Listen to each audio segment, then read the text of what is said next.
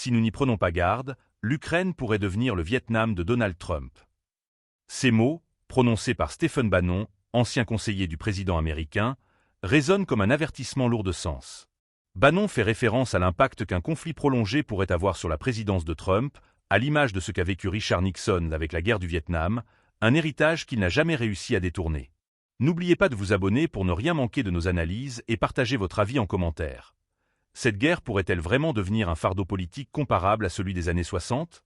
Selon Bannon, la clé réside dans une approche directe avec le président ukrainien Volodymyr Zelensky, en lui faisant comprendre qu'un changement d'administration à Washington signifie un changement de cap. Trump doit montrer qu'il y a un nouveau shérif en ville et qu'il souhaite conclure un accord rapidement, a-t-il déclaré. Mais cet accord, d'après des sources citées par Reuters, implique des concessions douloureuses, le refus de l'Ukraine d'intégrer l'OTAN et des ajustements territoriaux en faveur de la Russie.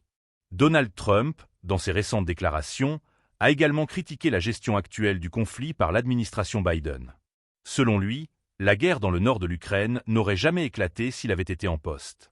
Il promet, en cas de réélection, de parvenir à un règlement rapide, tout en affirmant que les conditions de paix devraient satisfaire les deux parties. De son côté, le président russe Vladimir Poutine a formulé une série d'exigences qu'il présente comme des conditions pour un règlement pacifique.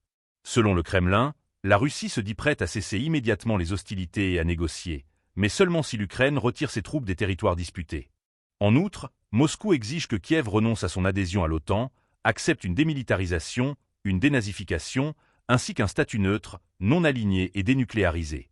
Poutine a également évoqué une possible levée des sanctions en cas de compromis. Cette vision russe d'une « paix négociée » soulève des interrogations. Pour l'Ukraine, ces conditions représenteraient une capitulation complète, tandis que pour ses alliés occidentaux, elles menaceraient de légitimer des gains territoriaux obtenus par la force.